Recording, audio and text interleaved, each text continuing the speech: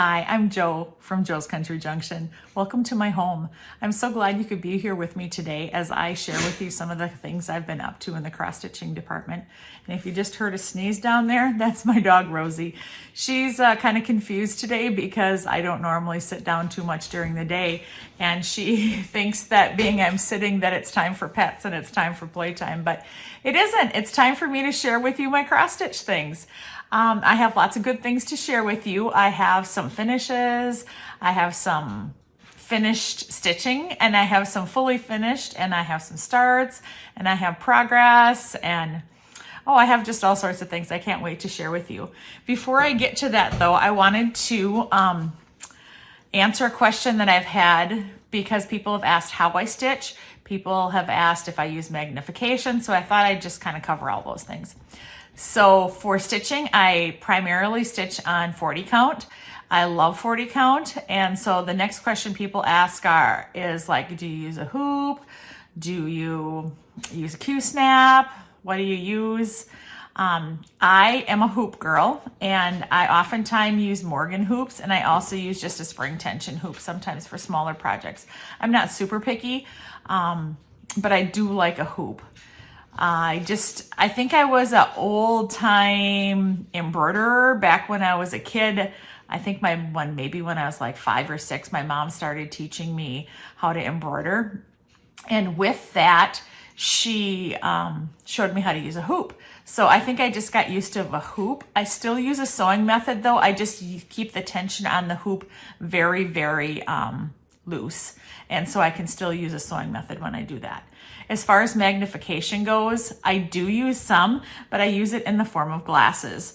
And so I went online to Zenny and I picked out a cheap frame from Zenny. I think like this frame was $6 or $5.95 or something like that. And these are the glasses that I use when I'm cross stitching. So in the top up here is my normal distance prescription. And in the bottom down here are 3.5 readers or magnification. So when I'm cross stitching, I'm sitting on the couch at night, I look down and I see through my bifocal and I can see what I'm working on. And then when I want to see television, I look up and I have my regular distance glasses on.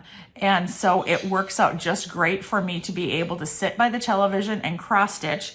And all in all, these glasses were probably only, I think, $29 through Zenny, and it has my prescription on the top. So they're made just for me, and I really enjoy that. And so I highly recommend getting a pair of glasses through Zenny if you're going to be a cross stitcher, or maybe that's something you want to try, because I know many of us have tried, all sorts of things, trying to find the right thing to make cross-stitching easiest for us. And for me, I found that through Zenny, ordering glasses with the 3.5 on the bottom is perfect for me. So I hope you can find something that's perfect for you as well. Why don't I start out today by showing you a couple finishes. So I was working on the book Seasons of the Heart by Brenda Gervais of With Thy Needle and Thread. I was working on this one. I stitched this one first back in the right when the book came out. I started stitching this one, and then I stitched this one next. But I didn't finish either one of them until I finished the fall one. And so this is the Christmas finish. I don't know. There it is. I think they're so cute. They have the option on the pattern to put the little tags, and she shows in the book how to make the tags. But for me, I decided to not put the tags in, so I stitched all the way across here where the tag would have normally have gone. Somebody asked me how I did that. So what I did is I made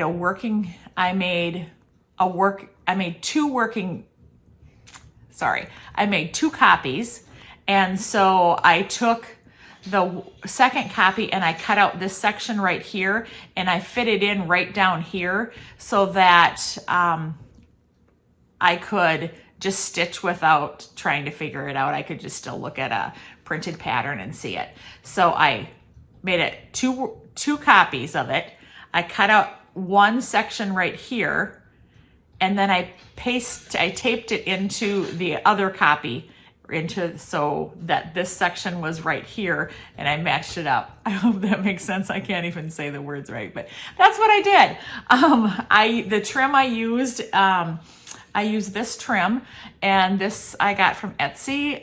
There's a gal there that she has a shop, and the shop is called Purple Mountain Paper Crafts, or Purple Paper Mountain Crafts. I think it's Purple Mountain Paper Crafts. Anyway, if you just go on Etsy and you type in Purple Mountain and then you put trim, it'll come up. So this is just a Civil War reproduction print I put on the back. It's green.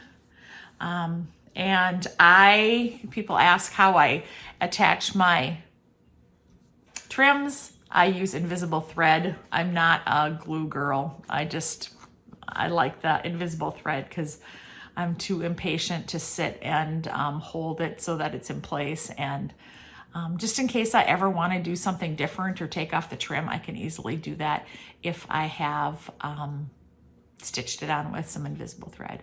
And you can't see it. I mean, you can't see the invisible thread, so that's nice. So anyway, I'm really excited to have this one, and I'm gonna go put it in my Christmas box when I'm done here. So when I get out my Christmas things, I will be able to enjoy it. The other one that I stitched and got finished is the fall version. And again, I got some trim from Purple Mountain Paper Crafts, and this is the trim I used on the edge. These trims are so reasonable. They're only $1.50 for one of these, and if you buy like 10, you get a 20% discount. And if you buy over $35 worth of items, then you can get free shipping. And so I just went all out and got free shipping. So now I have a whole bunch of trims, and I'm really excited about it because I got some that are, different colors, different shades, different styles. So anytime I'm finishing a pillow, I'll have something that will work for the edge and the trim. And so on this one, I ended up using the same backing for both of them. And I thought that this was good for a fall color as well because it really looked fine with the trim that I put on there. My daughter Calissa, she told me, why aren't you using orange on there? And I don't know, I like the green on there better. I tried both because I did buy some orange and I did buy some green trim, but the green went out. And so I am going to continue on and do the spring version. I got some glare, sorry, and the summer version, but that'll probably wait till summer, or not summer, wait till January, and I'll start working on those because I have some other fall things I want to work on right now. Speaking of other fall things, I also stitched this, and I don't think I have the pattern with me right now. This is also a Brenda Gervais with a needle and thread, and this is like something new that just came out recently, and I kitted it up and stitched it right away. I have it mounted already and laced onto some board, and I'm working on what I'm going to do with this, and I thought maybe you could help me with some suggestions. So I was at Goodwill and I found this really cool box for $2. It looks like a book. You can see it kind of looks like a book, and it opens, so it's a box that's really quite nice. And I'm very happy with the box, and I would love to put my piece on there. And so I think it would look really good on there. I like the coloring. The coloring of the box goes great with the coloring of the project. I really like it. But my problem is, well, I'm making it into a problem. You know how we do that, is that she has come out with a second one that's very similar design. This is Joy and Good Cheer. And you can see that it's mimicked on the same concept. There's the bird in the corner. And I'm guessing that she might have these for the whole season because wouldn't it be cute to put a robin here in the spring or an eagle here for the summer and then another saying, and I think that would be so cute to do. So my idea was that maybe I should do this one and then also be able to attach that to a box, kind of like Priscilla and Chelsea do with using the whole magnets. Well, my problem is when I attach this to the box, see, it looks nice because it's nice and flat onto the box if I do it like this. But if I add the magnets to it so that I could change it out from season to season, it sticks away from the box like this, and then I just don't like the look as good. So then I try to come up with another idea of what to do, and I got this. This is a purchase from a while ago from Hobby Lobby. Maybe there you can see it better, the whole thing. And so my idea was to attach this to another piece of like a piece of cardboard or whatever, sticky board, and make the sticky board piece bigger, and then attach that to here, maybe put like a simple bow up here or something like that. And then I would have something in my display, like back here, if I was gonna sit it here, it would be taller, and that would give me some depth or a different look to what I've already got going on. Oops, I dropped something, sorry. And so, I don't know, I can't decide what to do. Do I attach this to my box and just look so cute, and this could be fall only? Do I go with the magnets? I kind of, and have that stick out, see, like this, away from the box. I just don't know what to do. I did really like the idea, though, of being able to then store these in the box, and then I could just change them out as I needed to. So I'm not sure quite what to do. So anybody who wants to offer some advice, see, I could keep the other seasons in here, and then when I wanted to switch seasons, I could just magnet it out. But I don't know if I like it sticking away because the magnets are so thick. And I just dropped the magnet. Where did it go? Oh, I don't know where. Oh, there it went. Just a second. I'm gonna grab that so the dog doesn't grab it. Okay, so feel free to leave a suggestion in the comment. Do I go with the box and magnets? Do I just attach this to the box, or do I make it into a display piece with this piece from Hobby Lobby? So any suggestions I would surely appreciate having. Along the lines of stitching, I've been kind of working on smalls for fall, and so that's how I got the pillow done, and that's why I did this one.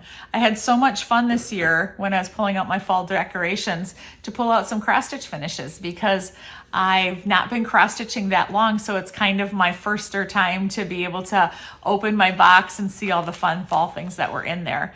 And so I kind of on a bug, and I still want to keep stitching some fall things. I did buy this pattern from With Thy Needle and Thread by Brenda Gervais.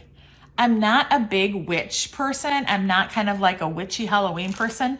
So my idea is that I might stitch this anyway. You can see the full piece down here. That's kind of glaring. Let me pop it out of the bag. It should be easy enough. Okay, so there you can see that. So I thought about like taking these jack-o'-lanterns and just make them be pumpkins instead. I love the sunflowers. I thought about maybe giving her a blue dress and having her hold a pumpkin and just giving her some hair instead, and just have her be more of a fall girl than a Halloween witch, because I really don't do much witch Halloween type of stuff, so we'll see. I did buy some called for Vintage Country Mocha in 36 count, and so I have that ready if I decide I'm going to start stitching her. I think I would have already started stitching her, but I'm just kind of like hesitant over how I want to stitch her to make her more of a fall girl and less of a Halloween girl. So we'll see. So that's on my agenda to possibly get working on. I do have another piece that I finished since the last time I talked to you. I finished my big piece, and this is All Creatures Great and Small by Barbara Anna. I stitched this on Vintage Country Mocha. I used Anchor Floss, and I took the advice of Cynthia Brew from Stitching in the Light, and she changed out the red here. The original pattern is more of a kind of a purpley red, and I changed it out to anchor number 20. I'm super happy with it. I have some mistakes on it. I'm not going to fret about those mistakes. They're just going to be there.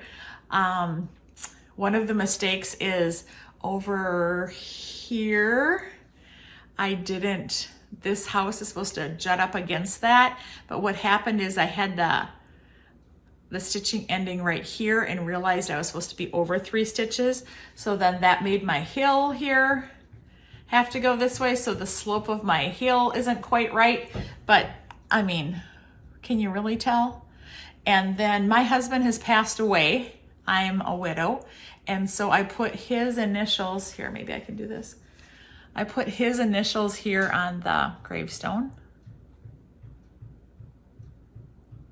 I kind of like that idea. Just RK is there.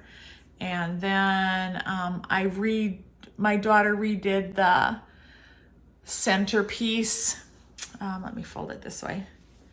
In the center, right here and right here, she designed a flower for me that would go on the top and bottom of that. And I changed the font there. Let me see if there's anything else I can think of that I did differently. I think that's mostly what I did that was different. I'm super excited about this. I took it to Hobby Lobby looking for a frame. I didn't really find a frame I liked. I went to the thrift store. I found a giant religious picture with Jesus and some sheep there, and it was an old frame, and I cut the frame down. So this is going to be kind of a tight-fitting frame because I like it kind of tight. So it's going to be something like this. I probably would have had this finished already, but I am having trouble with glass. I want to put some conservation or non-glare or museum glass, something like that on with it, because I do have my sampler wall right here. I don't know if there's room for this one to go there or not, but the sun does come in from a window that's right here, and so I do like to have some kind of protective glass on my items. So my hope is that I'm going to Hobby Lobby tomorrow and making a trip. For me, any Hobby Lobby is at least an hour away, so I don't get there very often. I called down and they said that they would cut the glass while I was waiting, so that's super awesome. And so I'm going to pick up glass tomorrow, and then my project before I see you next is going to be to get this one laced and framed. I'm pretty excited about it. I think this frame is just awesome. I highly suggest, if you're thrifting and framing your own things, that you look for religious pictures, because typically the frames are wooden, typically the frames are old, typically they have some kind of unique molding to them. Like, I think that'll look great on here, because I like my things to look kind of vintagey. So I'm really excited to have that finished. And that was Barbara Anna, All Creatures Great and Small. And so after I got that done, I was kind of in I think it's common for stitchers to kind of get in a muddle about what to stitch next. It's hard to get your mojo into a new project. While I was stitching on that, I had started Come to the Garden by Teresa Koget. I was super excited. There was a sale. I'd always wanted to stitch this. I told my daughter that I wasn't super excited about the saying. And the saying says, "Come to the garden, thy senses will be overjoyed." It just didn't really click with me. So I was thinking about it, and man, I'd really like to stitch this. So back in June when they started the sale, I decided I'd join the sale.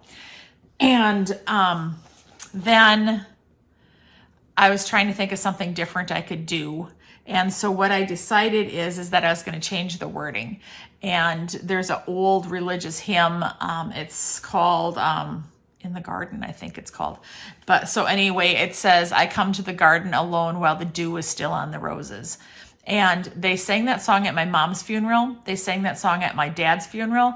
And they sang that song at my niece's funeral.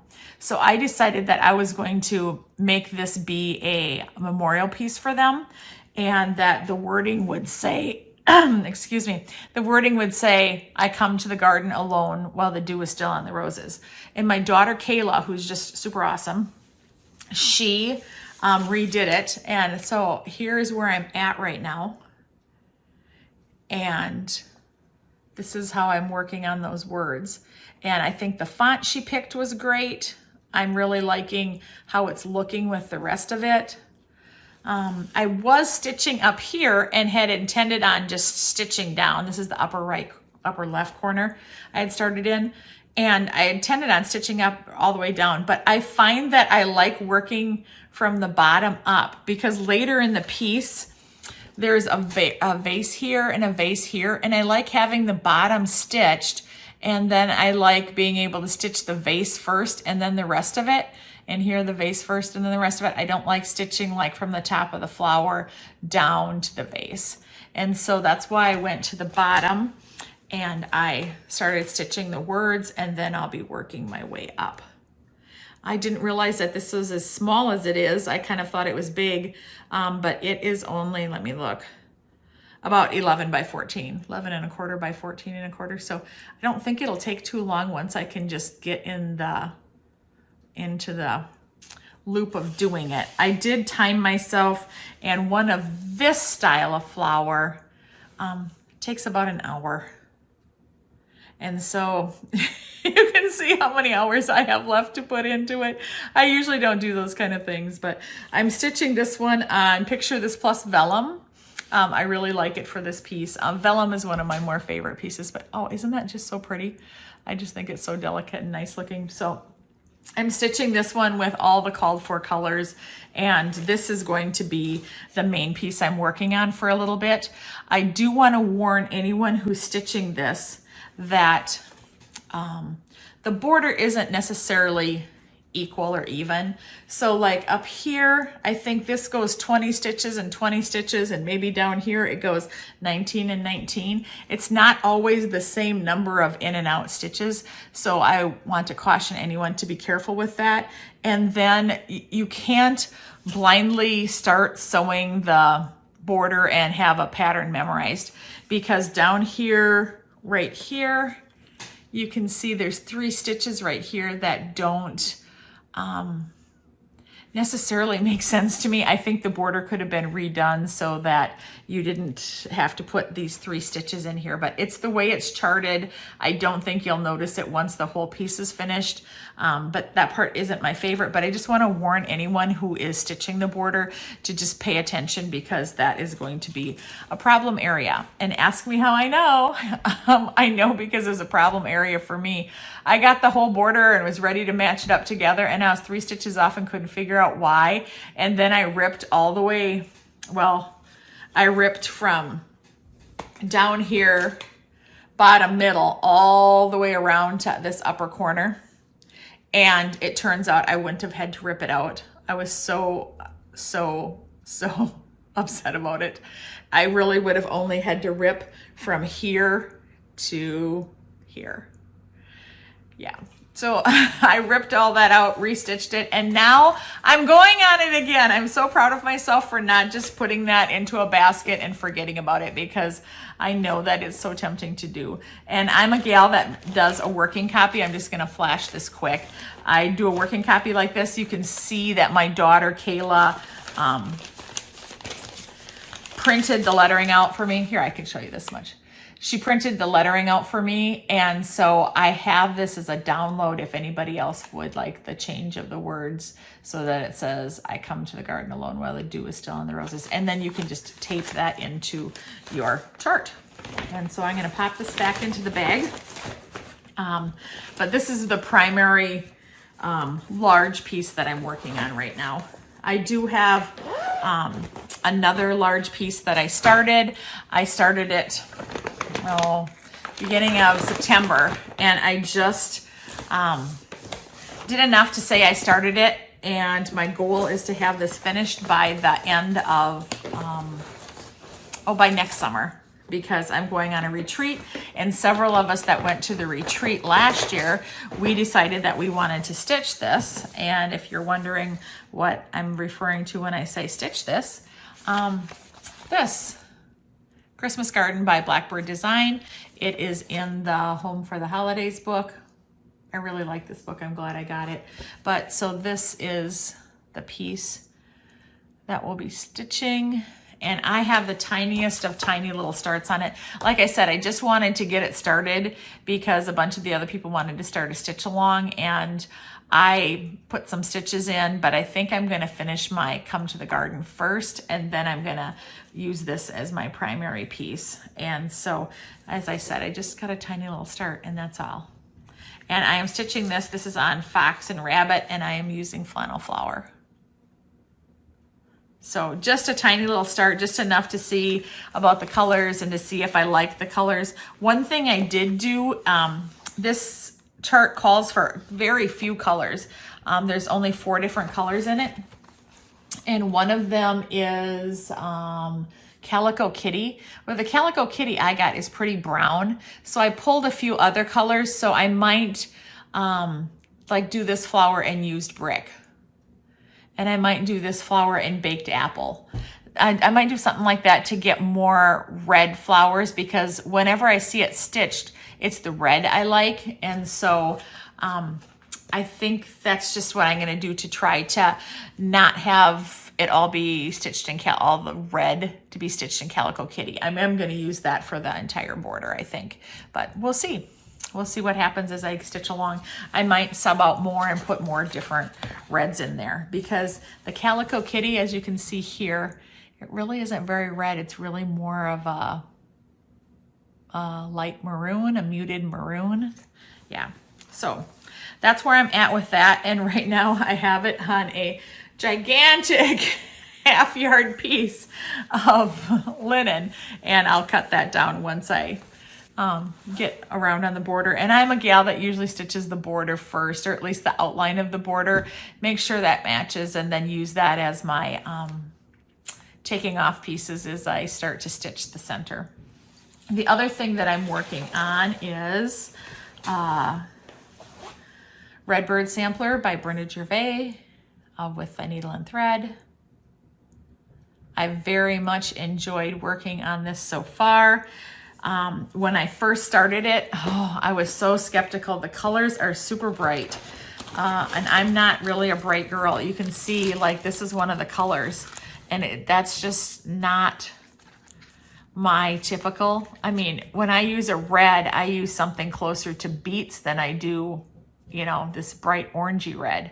So I wasn't so sure about it, and as I stitched, I didn't like it, and I didn't like it, and I didn't like it, just because of the coloring. But I kept telling myself, well, if nothing else, you can just use this as a spring piece. So what I ended up with is, yeah, it can fit just on this little corner of this piece. I started this in August, I believe. Yep, August.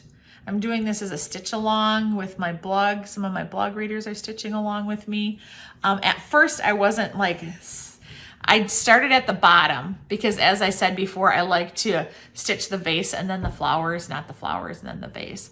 So I stitched this so that I could use these pieces down here as a guide on where to place those. I already have my initials in here. So I stitched this row in August, I stitched this row in September, and then I'm gonna finish it off and do these last 3 birds that are left, and that's gonna be my October stitching.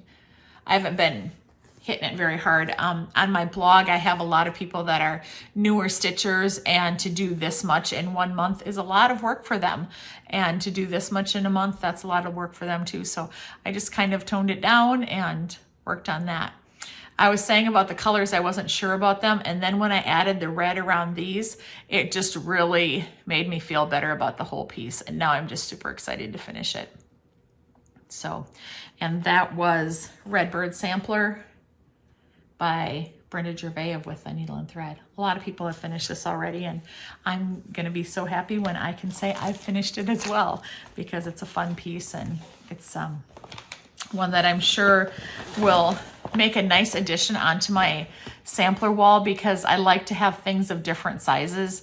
I don't know, you can kind of see I have different things that are different sizes. I don't want just all big samplers, and this one is not going to be big when it's finished. I think it's only, I don't know, let me look.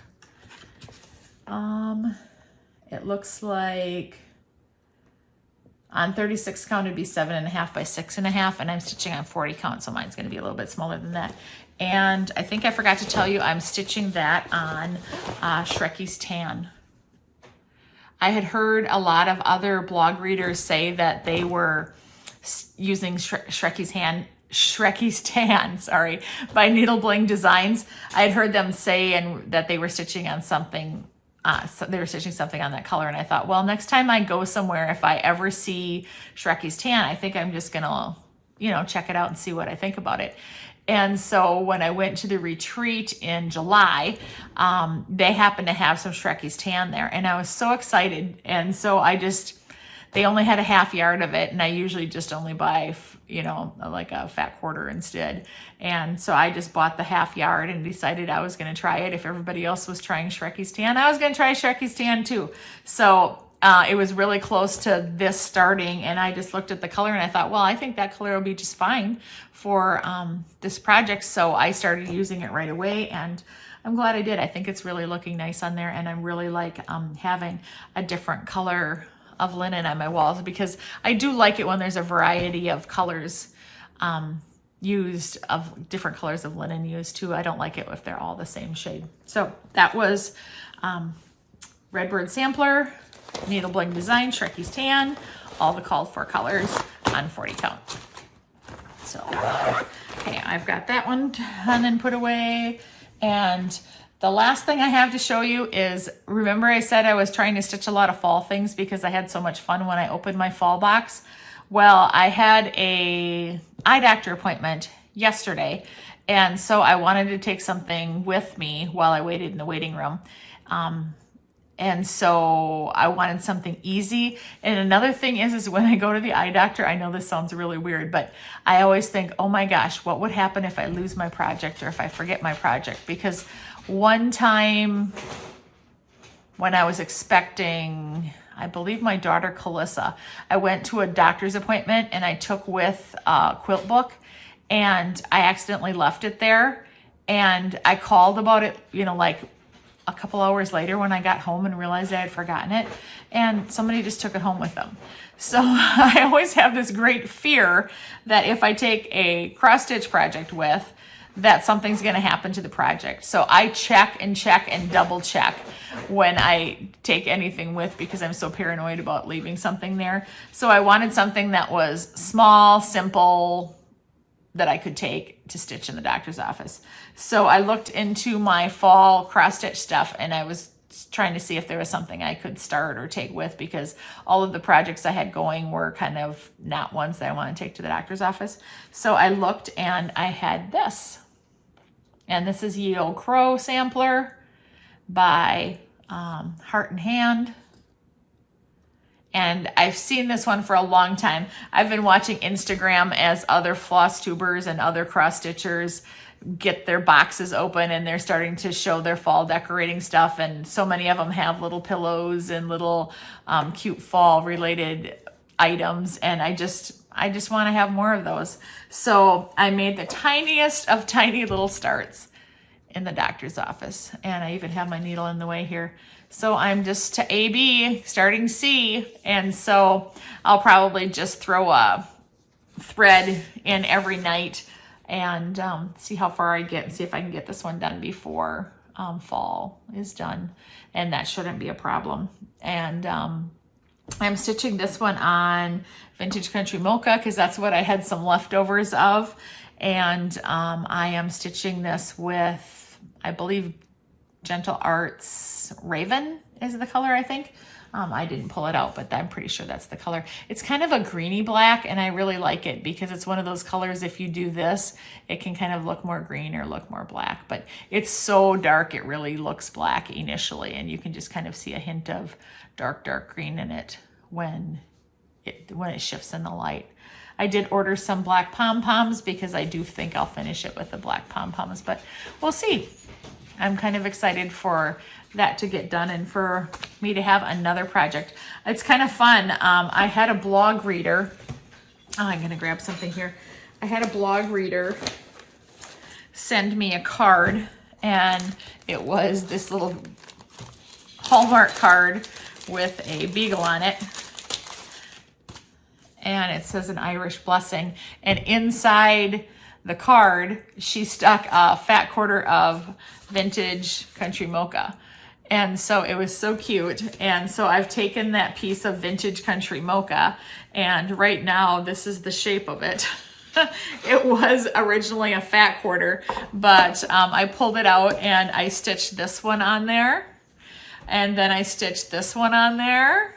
And then I stitched this one on there, and now I'm stitching this on there. And so it has really just been a wonderful gift, and I'm so thankful that that blog reader sent me the fat quarter of that so that I could have all of the fun that I've been having with that one piece of vintage country mocha. It was kind of hard to initially cut into it at first, but I thought you have all of these smalls you want to do, so it's okay to cut into a big piece of fabric if you already know you're going to be using it for all these smalls. So most of my fall smalls have been stitched on vintage country mocha, and I'll probably continue to stitch the other ones of these on the same vintage country mocha because they are also vintage country mocha is the called for fabric on these, and I'll just continue with that. And so what a fun gift to receive. Oh, looks like I have a fly flying around and buzzing around, and Rosie's ringing the bell and wants to go outside, so I guess that's my cue to be done here. Thanks so much for coming around today and sharing a few moments with me. Oh, one thing before I go, I want to show you my sweatshirt. Okay, see there it says cross stitch. Living life one stitch at a time. And so that's my sweatshirt. My daughter, whoops, I went and sat on one of my project bags and it made a huge noise. I'm totally fine, but yeah, that just happened. That's kind of embarrassing, but we'll just keep going right through it, won't we? So my daughter Calissa designs sweatshirts and t-shirts, and I've got quilting sweatshirts and t-shirts that she designed, and I asked her, would you start designing some cross-stitch stuff, because I'd really love to have some. And so yeah, this is the one she designed, and I'm super happy and super excited about it, and it's, excuse me, really warm and cozy. And we've got our first I live in Northeast Iowa, and we had our first frost advisory last night, so it's early morning, and when I'm filming this and after I'm done here, I'm gonna go take my quilts and sheets and everything that's been covering my plants off, and hopefully I won't have to put them on for quite a while and we don't get another frost or freeze warning. But in the meantime, my sweatshirt is pretty cozy and nice because it's getting colder and the days are getting shorter, sadly. So anyway, thanks for joining me here, and I'm going to be off and let Rosie out, and I hope you have a fun day of cross-stitching and whatever else you've got on your agenda, and have a good day. Thanks for joining me. Bye.